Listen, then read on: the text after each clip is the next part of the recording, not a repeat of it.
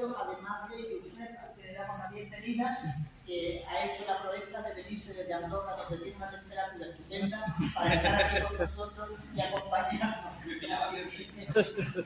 Los que estamos aquí ahora somos parte de los 13 autores de la última publicación de este colectivo, que es el Decamerón del siglo XXI, del que ahora mismo les hablaremos.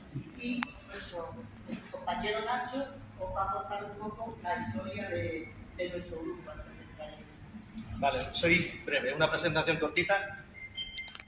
Bueno, allá por 2007 se reunieron un grupo de amigos que vivían en Malasaña, en el barrio de Malasaña, en Madrid, y fundaron un taller literario o un sitio donde escribir todo. Y aún no tenía nombre. Ese taller reunió a un grupo de gente irrepetible. Ella es Lara Moreno, que tiene unos cuantos libros ya editados, casi todas las tijeras antes de la piedra luz se vaya, tiene poemarios enteros. Esa Rebeca Pulgar. Este es Rafael La Saleta, que nos dejó el año pasado, pero en el libro que hemos editado le pedimos permiso a su familia y hemos metido unos cuantos relatos suyos también. O sea que también tenéis, si hacéis con el libro, tenéis los últimos relatos publicados de él, que sobre todo fue traductor.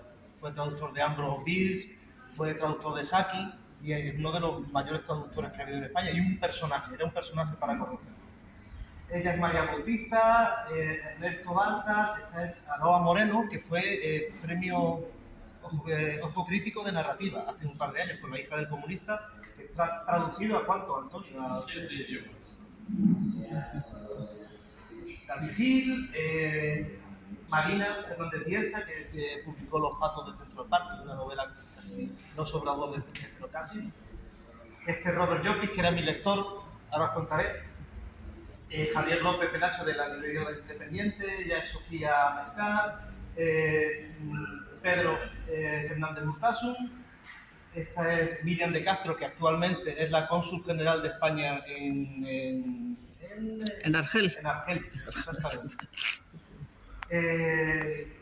Guillermo Ortiz, Virginia Barbancho y Carmen Moreno, que en aquella época estaba en Madrid, estaba exiliada. Carmen Moreno es la editora de Cazador de Ratas y la librera de la librería nueva que se ha abierto en la avenida, que se llama La Maga, que está un poquito casi enfrente del pabellón polideportivo de la entrada.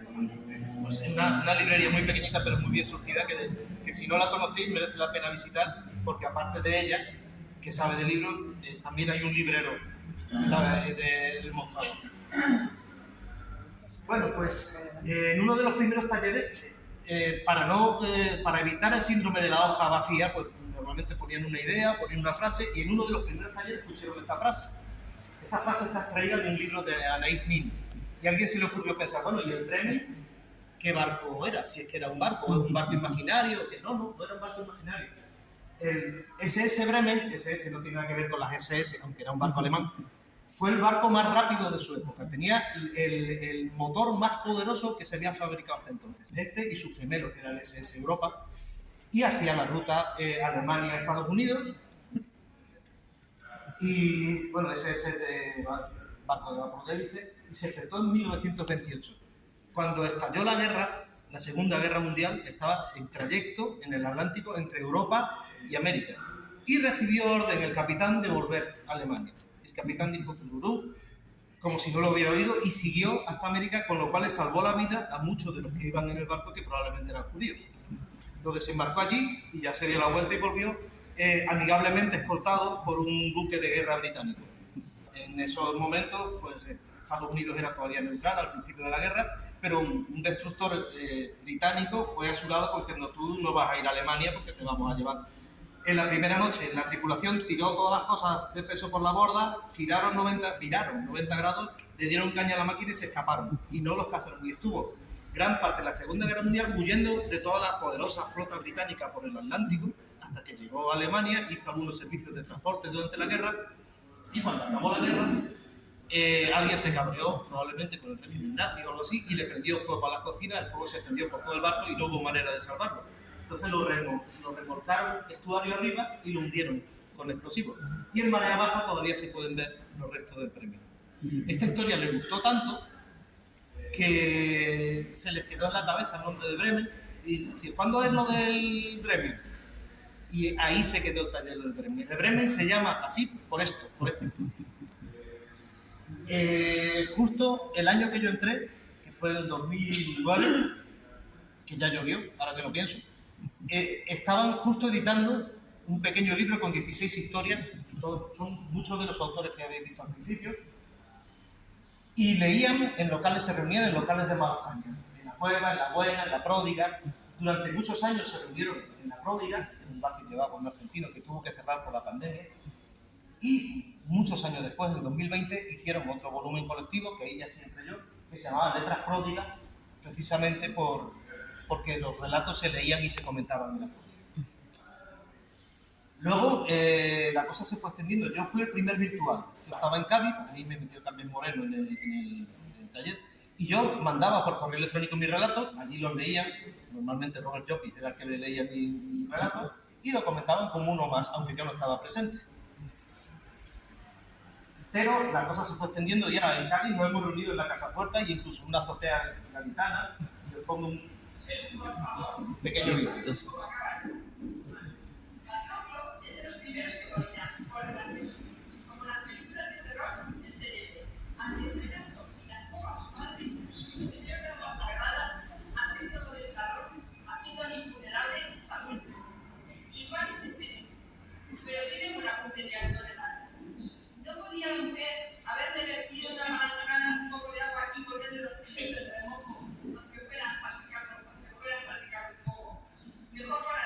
Cuando los relatos tienen diálogo, a veces cada uno hace un papel.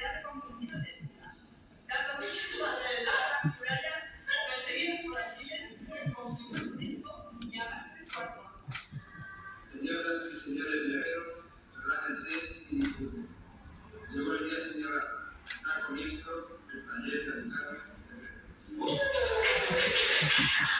Como ven, no nos lo pasamos mal. ¿Qué pasó? Yo era el único virtual y de pronto apareció el coronavirus, que yo estaba pensando hacer un chiste, pero bueno, como se ha llevado por delante a más de 100 millones de personas, prefiero no hacer chistes sobre ello. Y esto trajo el confinamiento. Entonces todo el mundo se volvió virtual. Ya no era yo solo, lo que hacíamos era reunirnos en una sala de chat, y eso abrió la puerta a mucha gente que dice, bueno, yo es que no voy a ir a Madrid, o que me pilla un poco a tras mano hacer esto, pero ya reunirse una vez cada 15 días y leer un relato de manera virtual no era tan complicado. Entonces empezaron a entrar gente, algunos los metí yo, a otros os metieron otra gente de allí del Bremen.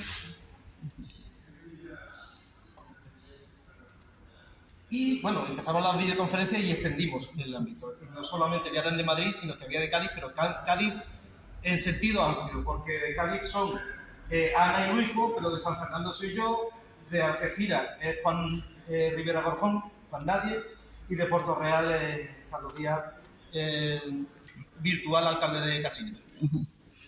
Y también hay gente de Málaga y de Andorra y la Seu, pues, como Robert, Josep y La Plana. Pero tenemos miembros incluso en Alemania. Sí, lo hemos tenido en Alemania, es verdad. Que no participan en este libro, pero hemos tenido una cobertura mundial. En Zaragoza también. Bueno, esto es una reunión virtual. Este aquí es Robert, que es mi lector, que tampoco participa en el libro, pero...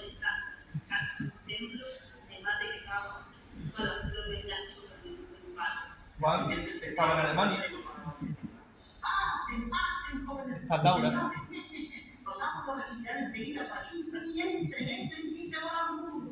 Los atacos concretos zapateros sobre la lanzada en la planta baja y desapareció por una de las puertas laterales, trozándose las manos y dándose así, igualmente lateral.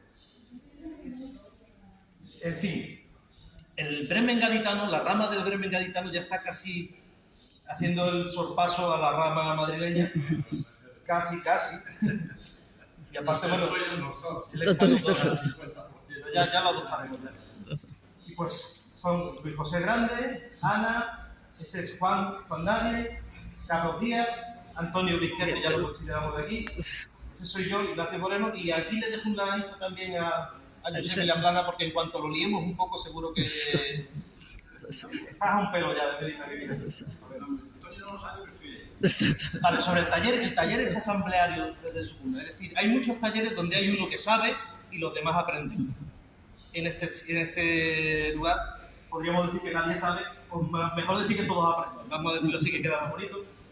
Y tiene muy pocas reglas. Primero se hace un relato cada 15 días aproximadamente, de una longitud máxima de 4 páginas, como mucho, para no aburrir a la gente. Si no, enviamos un comando de mercenarios asesinos vagamente balcánicos.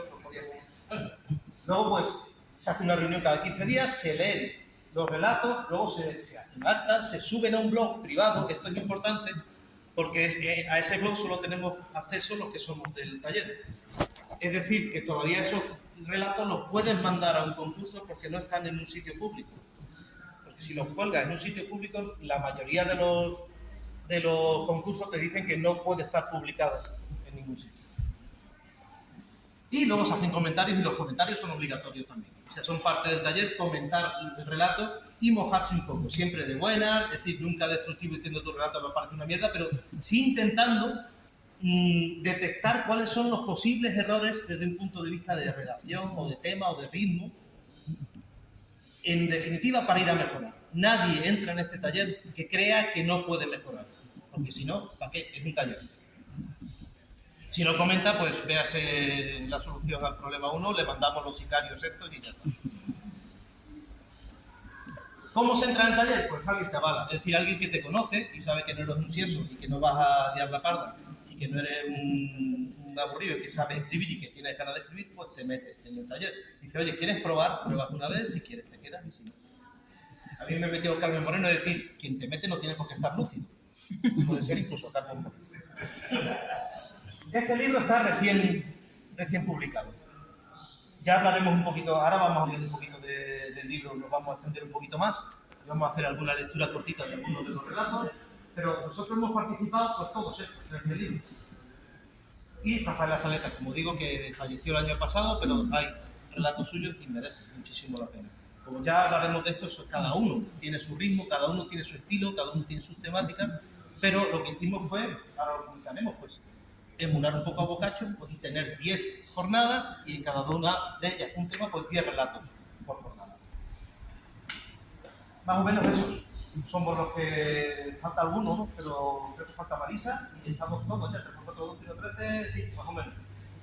Esos somos los autores que hemos metido relatos aquí. Yo creo que has presentado casi todos, pero a lo mejor... Sí, nos falta Paloma, que está aquí, que no quiso poner foto. Laura es argentina, o sea que tenemos también al otro lado del Atlántico, pero está en Madrid como corresponsal para temas de cultura del periódico La Nación de Argentina. ¿Vale? Es quien escribe el prólogo de este libro, que se llama Proemio. Y yo por mi parte, nada más. El colectivo, esos son los sicarios que mandamos normalmente cuando la gente no publica o no comenta. Y creo que acercamos las mesas y hacemos una lectura. Voy a apagar esto para que se hace ciego. Con este libro, gracias a él, llevaba ya mucho tiempo empeñado en este proyecto y gracias a su ánimo y a que nos convenció, estamos aquí. Ya te contamos. Bueno, es un proyecto colectivo, tenemos ideas, surgen ideas del proyecto y digamos pues que se me ocurrió a mí esta idea. ¿Cómo surgió el proyecto de Cameroniano? El proyecto de Camerón. Pues, como habéis visto, este es nuestro tercer libro, habíamos hecho 2 anteriores, eran prácticamente antologías de lo que habíamos, de un trocito escogido que habíamos hecho hasta entonces. Entonces, queríamos hacer algo más ambicioso, porque a una antología siempre falta un hilo conductor de todo el libro, ¿no? que marque el paso y el desarrollo del libro desde el principio hasta el final. Y yo guardaba y guardo un grato recuerdo de mi primera lectura de Decamerón de Boccaccio, escrito en el siglo XIV por uno de los 3 grandes escritores del Trecento italiano. Es un relato, su libro es un libro de relatos enmarcados, que se llama, porque tiene dos niveles, dos planos narrativos. Uno que son los 100 relatos y otro que es los propios contadores de esos cuentos que interactúan entre ellos, hablan, se ríen. En el libro de Boccaccio incluso cantan canciones, que son poemas también de Boccaccio. Pero claro, hay un único autor, que es Boccaccio. Él se inventa, bueno, él de hecho la recluye la peste bubónica, se llamaba, ¿no? La peste negra, que asoló toda Europa, pero especialmente Florencia, donde vivía, y se recluye, se confina, lo mismo que nosotros, y idea que 10 jóvenes florentinos, 7 mujeres y 3 hombres, se encierran en una casa de campo a las afueras de Florencia para evitar contagiarse de la peste. ¿Y qué hacen? Pues por las noches, para no aburrirse, se cuentan cuentos unos a otros. Entonces idean la figura de la reina de la noche. ¿Quién es la reina de hoy? Pues por turnos, cada noche, uno de los contadores de cuentos dice de qué tema hay que hablar, en nuestro caso de qué tema hay que escribir, porque la escritura es exactamente la misma en los dos Decamerones, con 7 siglos de diferencia. Entonces la reina dice, bueno, pues esta noche vamos a contar cuentos de amoríos. Amoríos, vicios y derivados es uno de los temas, es el tema con el que abrimos el libro. La reina de aquella noche fue Nacho. El siguiente es mitos, religiones y leyendas que propuso Carlos. Obviamente en los temas hay cierta similitud con los de Boccaccio, pero no necesariamente. Entonces, bueno, pues se me vino a la cabeza rápidamente este proyecto para proponer al grupo Breve. Yo no os diré que con 16 años, que estaba en el instituto, en preuniversitario, o en sexto bachiller, no recuerdo, el profesor de lengua y literatura dijo, oye, tenéis que leeros el Decamerón de Boccaccio, que es un libro que da paso al precursor del Renacimiento, todavía en la Edad Media. Obviamente, pues, en aquella época, imagino que a los adolescentes les sigue pasando lo mismo, que te pongan deberes, te cuesta empezar a hacerlo y tal. Había una biblioteca en el instituto, de la cual tirábamos, pero no había suficientes Boccaccios, suficientes Decamerones. Yo tuve la suerte de que en mi casa, soy hijo de republicanos y tenían una edición magnífica del Decamerón de Boccaccio que, aun en pleno franquismo, no estaba censurada, porque las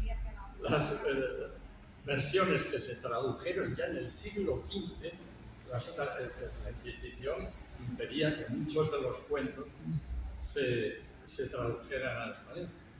Hay 3 traducciones en el siglo XV.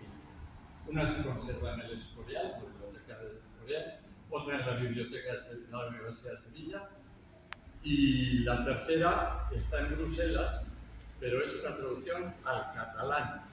Esa es la única que conserva exactamente el Decamerón según lo escribió Boccaccio. Bueno, pues yo tenía una edición en castellano, gracias a mis padres, mi madre era buena lectora, tenía una edición de aquel Decamerón con sus 100 relatos y con el nivel narrativo de los narradores, que en la mayoría de las versiones, incluso ahora si vais a tiendas, hay algunas que obvian ese plano narrativo y se olvidan, y solamente son los 100 relatos. Yo con 16 años, no os voy a mentir, no me leí los 100, incluso os confesaré que cuando llegaba a uno y no era erótico, pues pasaba al siguiente.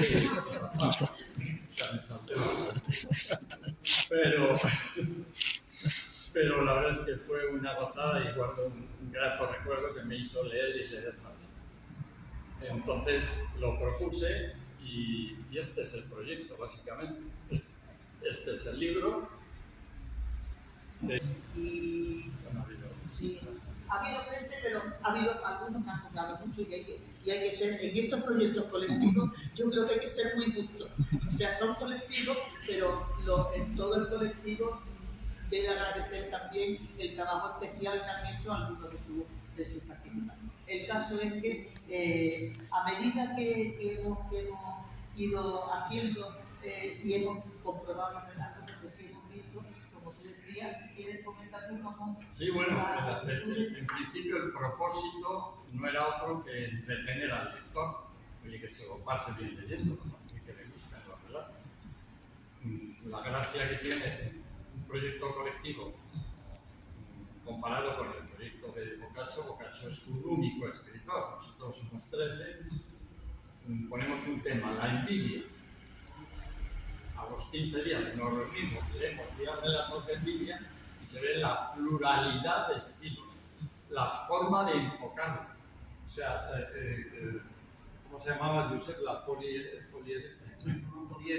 La forma poliédrica de tener en cada una de las 10 jornadas hay 13 visiones distintas del mismo tema propuesto. Temas como la envidia, la soledad para versiones completamente distintas, los amoríos, las corruptelas en el siglo XXI, que te va a dar mucho más fuego que en el siglo XIV, ¿no? Boccaccio ya habla de las corruptelas de aquella. Entonces, como decía Ana, el propósito era entreteneros a los lectores, pero por el camino nos hemos ido encontrando que tiene mucha más similitud con el original de Boccaccio de lo que nos imaginábamos, en el sentido de que hay temas que siguen exactamente el mismo relevante papel en la sociedad, las religiones, etc. Las reacciones más animales, más primarias, son exactamente iguales que las que leéis de Boccaccio que las que leéis aquí. Cuando te sorprenden robando, cuando descubres a tu pareja con otra persona, las reacciones han pasado 7 siglos, pero las reacciones primarias siguen siendo las mismas. Pero incluso las reacciones más meditadas también. O sea, en este libro encontraréis grandes venganzas, que Boccaccio también tiene unas cuantas. En fin, hay muertes. Ya estamos haciendo un poco spoiler del libro. No deberíamos decirle que muertes hay. Son diferentes, ya no el estilo literario, sino también el registro también de hay algunos muy humorísticos. Nacho es especialista en algunos de estos temas que nos han hecho reír horrores y bueno, llega eso hasta incluso aparece algún poema, incluso como pasaba con el caso de Boccaccio. Una cosa importante que nos decía Nacho que recordásemos es que la edición del libro, todos los beneficios de la venta, que esperamos que sean inmensas, van a ir todos a NUR. O sea, no. Veréis en una de las solapas del libro, que hemos firmado un acuerdo con ACNUR, pues estuvimos dándole vueltas de que no queríamos que fuera un proyecto sin ánimo de lucro. Y bueno, pues, votamos, Médicos Sin Fronteras, no sé qué, y al final salió ACNUR, que nos parece que están haciendo una labor magnífica. Luego os pasaré algunos proyectos que me han dado, porque antes de venir a Cádiz estuve con ellos, bueno, me explicaron y me dieron unas cifras que son tremendas. Hay ahora mismo, según ellos, 70 millones de refugiados en el mundo. Claro, en Europa nos pillan solamente los ucranianos, algo los sirios y tal, pero hay una labor magnífica que hace esta organización, que es de la ONU, y que hace una labor magnífica. Por tanto, si compráis el libro, os lo agradeceremos. Además de los autores, los 70 millones de refugiados en este mundo. Bueno, pues yo creo que sin más que vamos a ir pasando, ahora vamos a leer algunos de los relatos. La mayoría no vamos a leer los enteros, aunque son cortitos, pero un preámbulo de los relatos de cada uno para que podáis comprobar eso, esa variedad de estilos y de registros y todo eso. Y yo creo que vamos a empezar precisamente por una... esto es lo que empezamos ahora, ¿no? La de Página 215. Sí, no, sí, es eso. Pues vamos a mostrar un ejemplo. Sí, Sabéis eso. que hay dos planos narrativos. Los 100 relatos, imaginaros lo horizontal, y otro plano es el de los autores comentándolos, presentándolos, eligiendo el tema. Pues este es un ejemplo del plano vertical en el cual te toca elegir el tema. La reina de aquel día, de la quinta jornada, fue Ana. Esta era la quinta jornada, que era la boda. Bueno, pues así, encendida la pantalla y abiertas las ventanas por las que fueron apareciendo los bremenautas convocados, y una vez pertrechados cada uno con su bebida preferida, acompañada de algún que otro fruto seco, comenzó esta jornada en la que yo, Ana, asumí el cetro de reina, y después de brindar me dio por ponerme solemne. Queridos bremenautas, dije, cada vez estoy más contenta de participar en este taller y de sumarme a la aventura en la que pretendemos venerar a los personajes del sublime Boccaccio, trasladando su peripecia a nuestra cibernética reunión. Por alejadas que parezca su situación y la nuestra, no lo son tanto. Esta pandemia, de la que aún no está claro que nos hayamos librado, ha venido a recordarnos a los engreídos humanos del siglo XXI que a la hora de la verdad, el temor y la indefensión ante la amenaza y la búsqueda de remedio para entretener el miedo vienen a ser los mismos. Y qué duda cabe que el ejercicio de la imaginación, la capacidad de inventar o recrear historias y el placer de contarlas, de compartirlas, sigue estando entre los mejores de estos remedios para conjurar la inquietud ante un futuro cada vez más incierto. Después de esta patafada, que fue generosamente compartida por los contertulios, me quedé casi sin resuello y pasé a contar cómo estos periódicos de encuentros literarios me ayudan a luchar contra una de las características más acentuadas de mi carácter, la duda.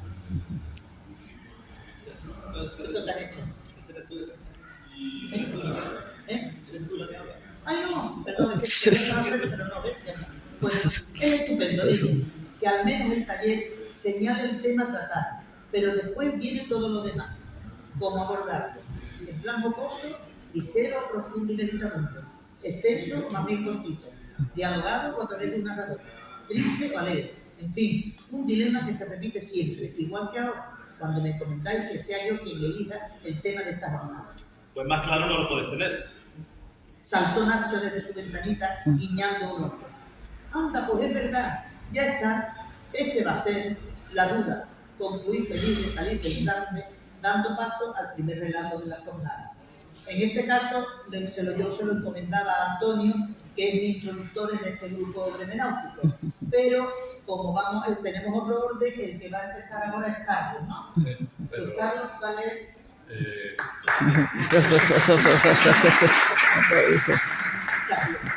Carlos va a leer parte de uno de sus relatos. Evidentemente se llama, el título es Evidentemente. ¿Tienes que hablar del título? Sí, voy a hablar de la medida que se de la medida de lo posible.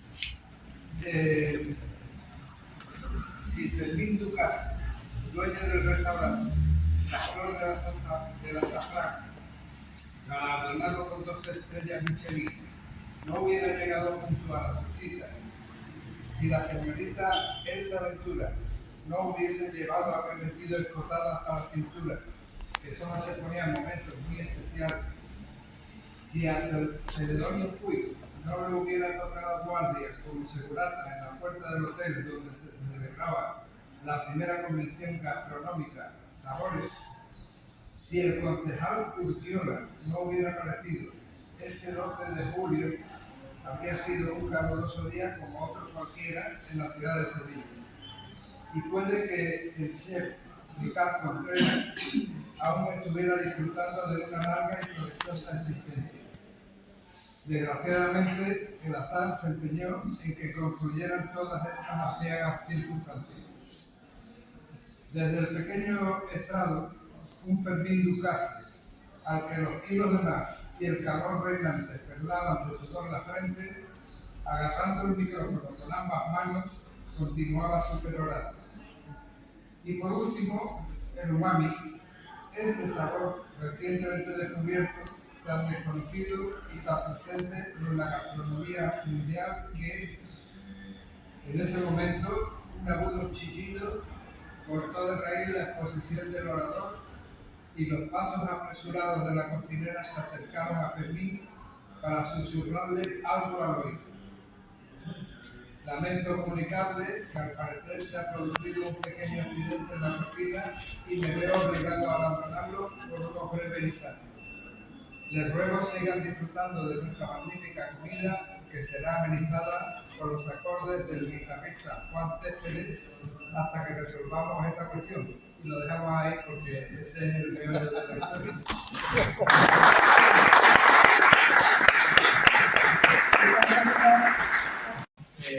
Vamos a ver un relato de Luis José. Yo estoy mejor de la garganta, lo voy a ver, me parece.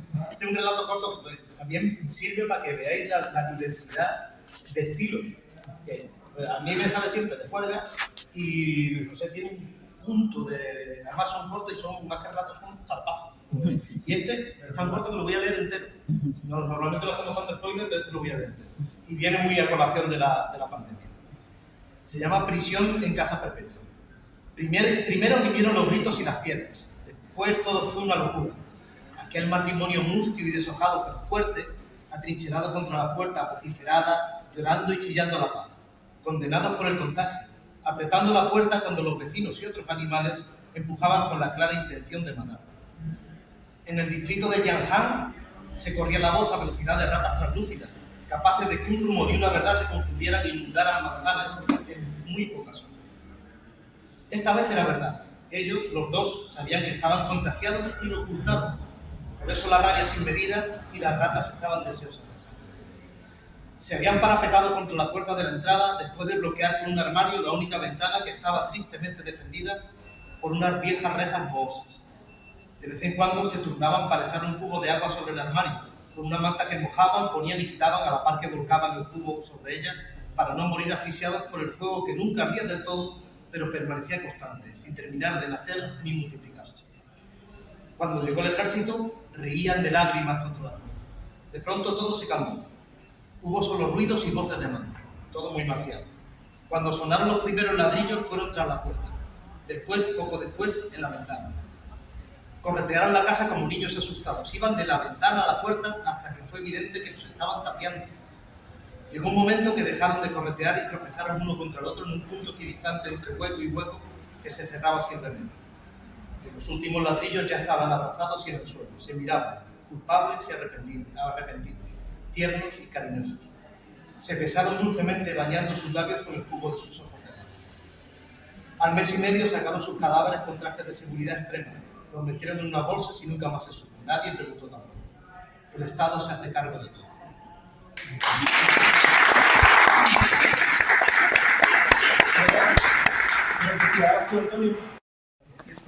A ver, mi relato no lo voy a leer entero y no voy a desvelar de qué trata, aunque es evidente que lo vais a descubrir.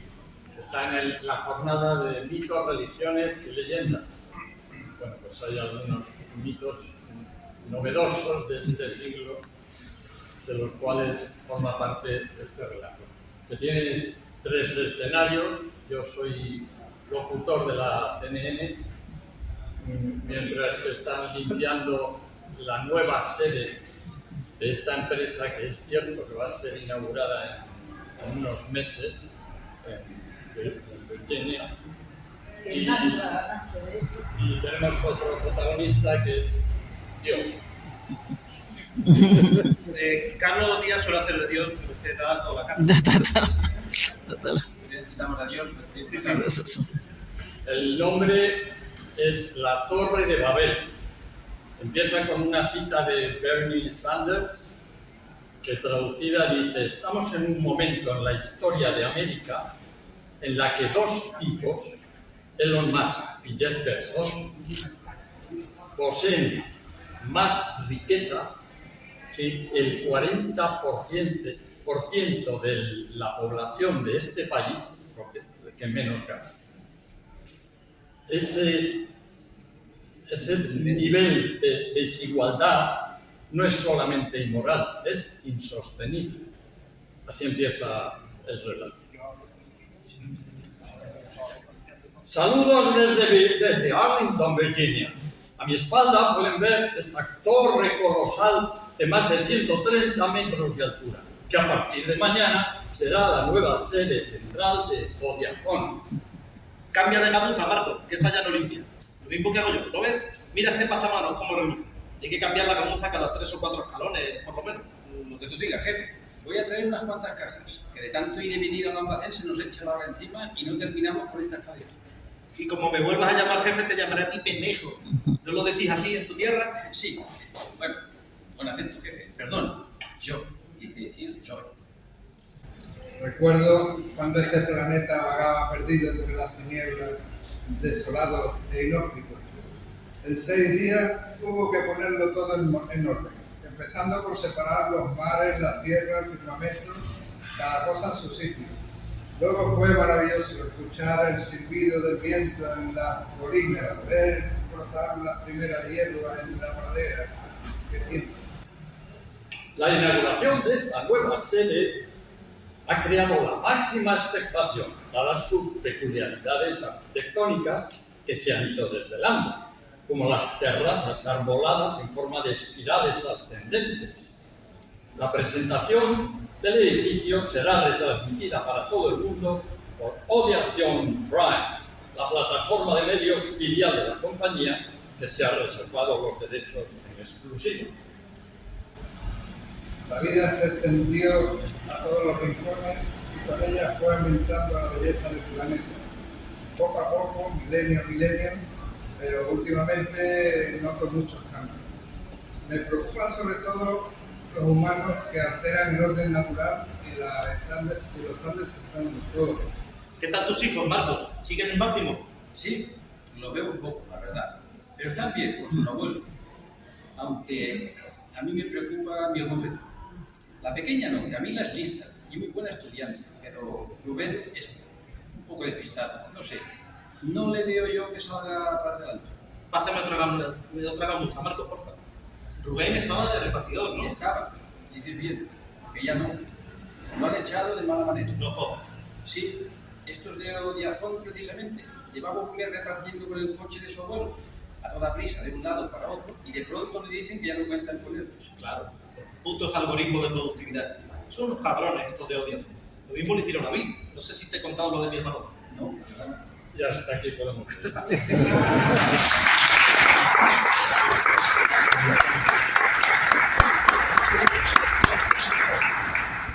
Damos paso a nuestro bremenauta más septentrional, ser de Andorra. Bueno, del Pirineo, Sí, por ser más daría para 7 o 8 presentaciones de explicar cómo llegó desde Andorra a Malasaña. El azar tiene caminos inexplicables. Vamos a ver, la 10ª jornada, sí creo, si no recuerdo mal, Antonio, lo único que es que es sobre la naturaleza. Bien, y he cogido un pequeño párrafo sobre él. Dice así: más fácil le será aceptar que para ese hombre su suerte estaba echada. Perdón, el título del relato es quiso el azar darle una obsesión. Y dice así este párrafo: más fácil le será aceptar que para ese hombre su suerte estaba echada. A partir de esa tarde escuchó las hormigas y el estruendoso batir de alas de las mariposas. También en los cauces secos de los ríos pudo oír el agua que algún día en ellos se precipitó. Escuchó con claridad el rozar de las estrellas en la fina tela de la noche e incluso el parpadeo de la mujer que tal vez torcía una esquina lejana. Perfeccionando su infortunio, socavando su abismo, profundizando en su desgracia, pudo escuchar las palabras que aún no habían sido pronunciadas, las conversaciones improbables, los futuros rumores y el crujir de las hojas de los diarios que aún no habían sido impresos.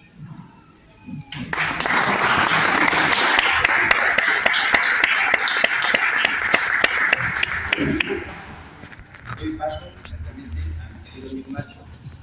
Yo voy a leer un cachito, un poco más de media página. Este es un relato donde al principio tú ves que una monja de clausura se ha vuelto un poco majara.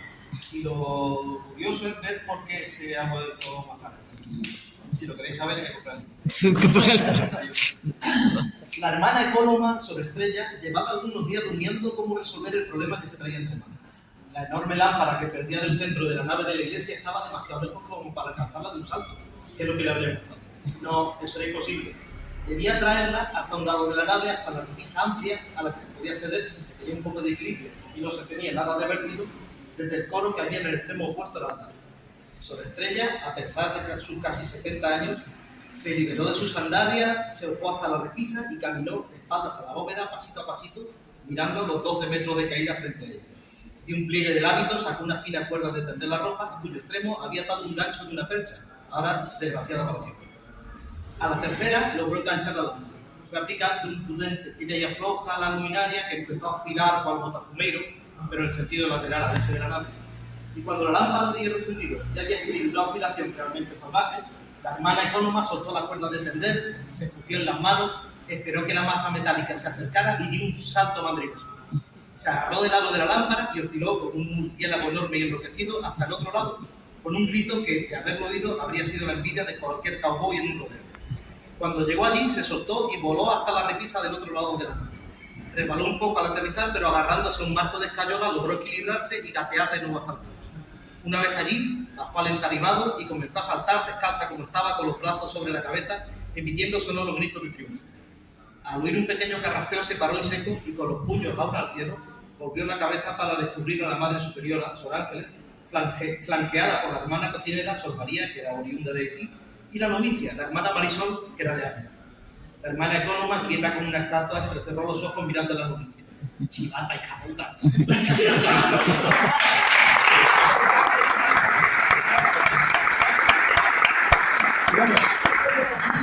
Ahora lo que me verán. Venga. Nacho está en la caña, ya lo comprobaré. Bueno, pues yo voy a leer parte del comienzo de un relato que me lo inspiró. Mi relato, en buena parte, están como muy inspiradas por la vida cotidiana o por los recuerdos, por lo menos una buena parte de ellos. Y este me lo inspiró mi nieta, una nieta que ahora tiene 14 años, no tiene 14 años, pero que cuando empecemos un periodo que tenía 12 o así. Entonces, algunas de sus preocupaciones y todo eso fueron las que me inspiraron este relato, que está en la jornada de la envidia. Se llama Anabella. Durante aquel curso en que yo estaba a punto de cumplir los 12 años, Anabella fue mi pesadilla.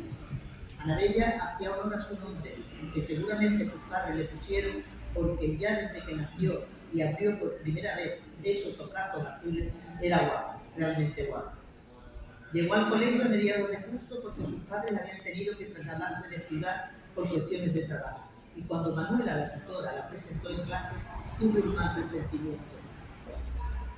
Lo de los ojos azules y la larga melena rubia era lo de menos, aunque también contribuyó a que todas, y sobre todo todos, nos quedásemos mirándola con una poca expresión de admiración.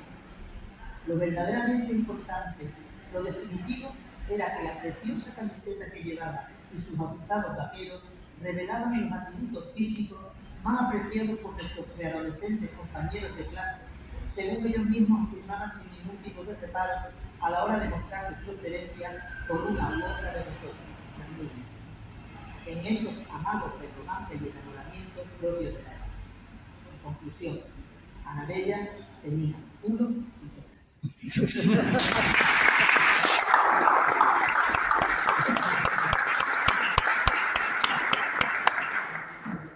En fin, pues, hasta ahora, esto es lo que hay. Que más quiera, pues... que se compre el libro. Uy, estamos bien, ¿eh? Ahora no. ¿Alguno quiere leer un poquito más o tenéis ganas de escuchar algo más? Dudas, preguntas. ¿O queréis preguntar o tenéis alguna curiosidad?